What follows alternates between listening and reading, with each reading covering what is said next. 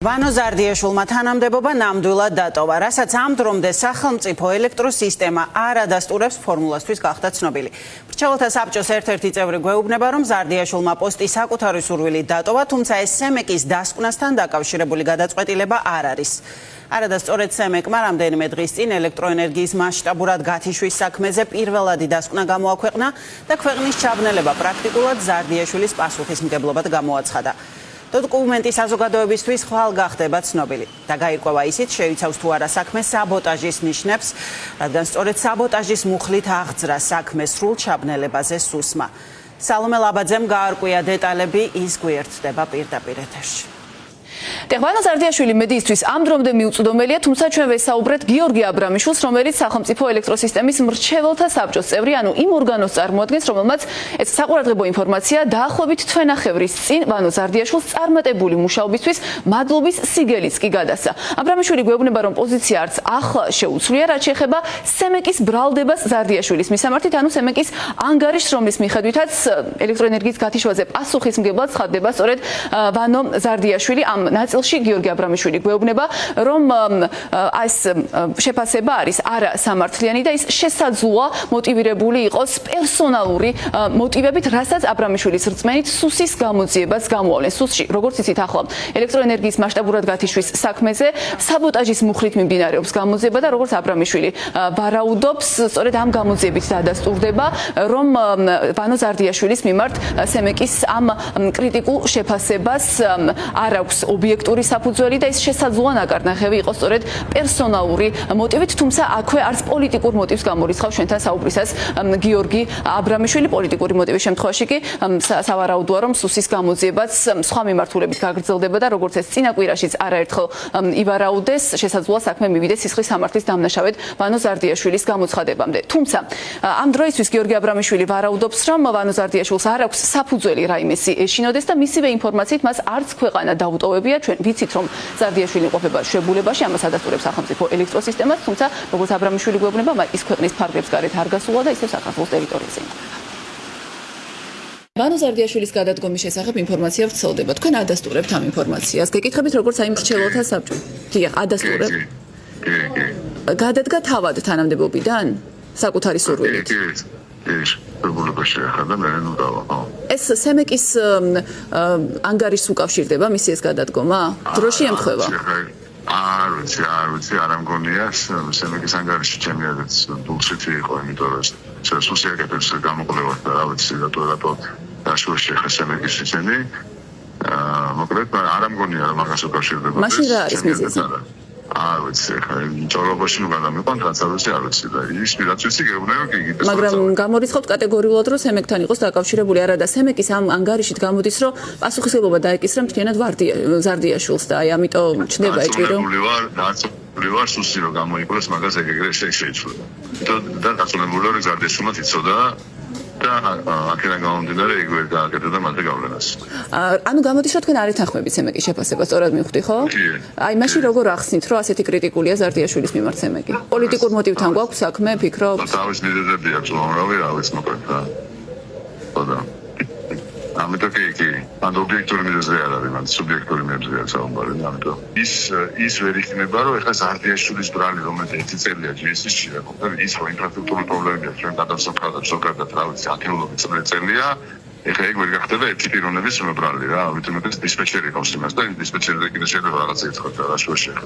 ობიექტური არ იყო ეგ შეფასება სემეკის მხრიდან. ეს ობიექტური არ იყო ზარდიაშვილმაც იცოდა და აქედან გამომდინარე ვერ გახდებოდა ეგ იმის მიზეზი. პოლიტიკურ მოტივთან თუ გვაქვს საქმე, სუსიც ამ ხაზს გააგრძელებს მოსაოდნელი ასეთ შემთხვევაში და რატო გამორიცხავთ, რომ სუსი იმას არ გაადგენს? შეიძლება, ყველაფერი შეიძლება მართალი ხარ, მაგრამ ნუ მე ჩემი აზრი ეგეცია, რომ მოკლედ რეალური მიზეზი ეგ არ არის რა. ეხლა იქ სუბიექტური მიზეზები რა არის, არ ვიცი. როგორც ისიც დატოვა ქვეყანა თუ როგორც ისიც იმყოფება ქვეყანაში. როგორც ისიც იმყოფება. თქვენ ერთი თვის წინ გადაიცით მათ მადლობის სიგელი, როგორც მრჩეველთა საბჭოს წევრმა. ანუ თქვენი ეს დამოკიდებულება ძალაში რჩება გამოდის, ხო? რა თქმა უნდა.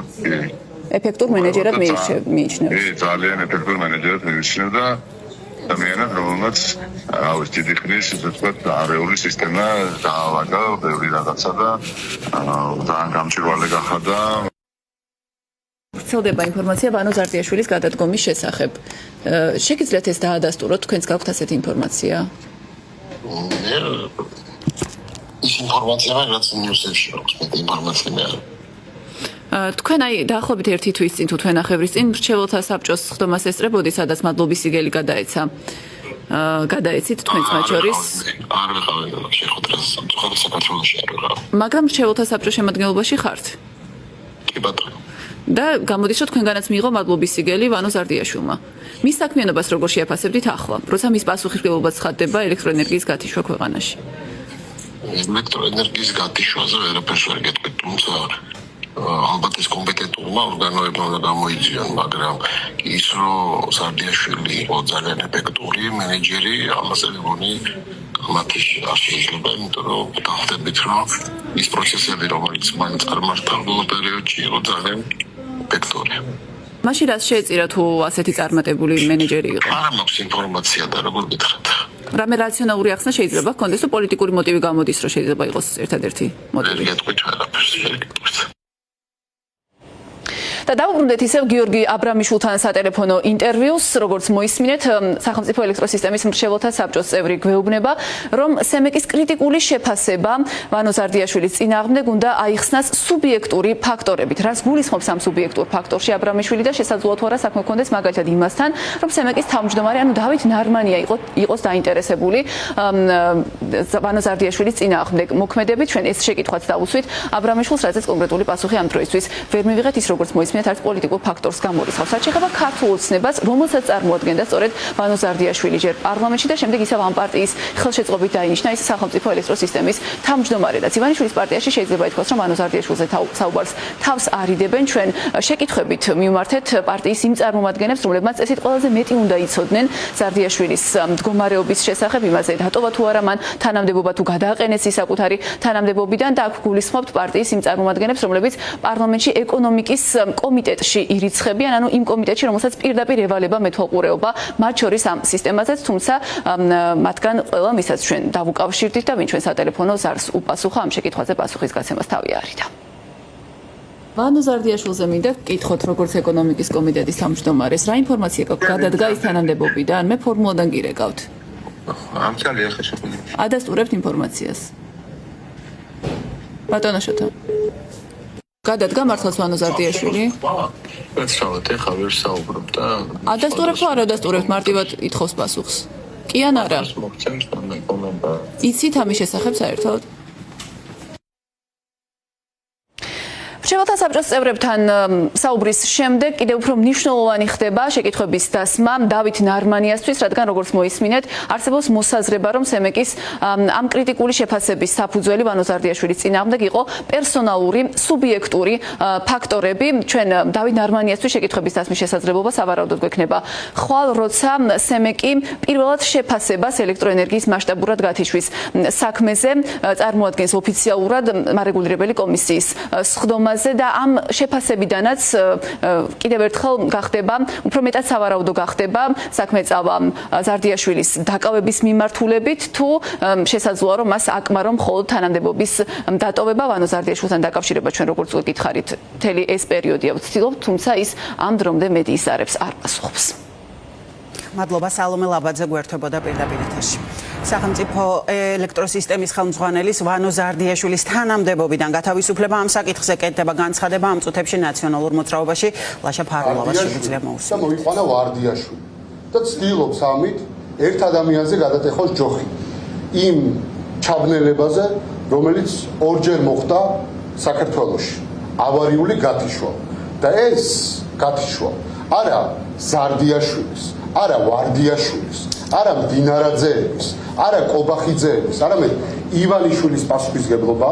სწორედ ივანიშვილის ბიტკოინების ფას ჩვენი თანამოქალაქეები იხდიან გაძვირებული დენის ტარიფით, 33% საქართველოში გაძვირდა დენი და სემეკის თავმჯდომარე დავით ნარმანია გვეუბნებოდა, გვიმტკიცებდა, რომ ეს გაძვირება სჭირდებოდა იმას, რომ ქვეყანაში არ მოხდარიყო ავარიული გათიშვა. ავარიული გათიშვა საქართველოში მოხდა, მაგრამ სემეკის თავმჯდომარე კვლავ დავით ნარმანია. აი 14 წლიანი საკადრო პოლიტიკაზე ვინ არის პასუხისმგებელი თუ არა ბიძინა ივანიშვილი, როდესაც ესეთ მნიშვნელოვან სახელმწიფო კომპანიებში პროფესიონალებს უშვებდნენ და მოყავდათ პარტიული ადამიანები. ვანო ზარდიაშვილს დაუფასეს სასამართლო სისტემაში მურუსზე ჩინჩალაძის ჩაბეტონება და ამის გამო დინარაძემ ის სახელმწიფო ელექტროსისტემაში დანიშნა და 18000 ლარს იღებდა გადასახადის გადამხდელების ხარჯზე, ჩვენი თანამოქალაქეების, ჩვენი ხალხის ხარჯზე და შედეგი ამ ყველაფრის იყო ორჯერ ჩაბნელება.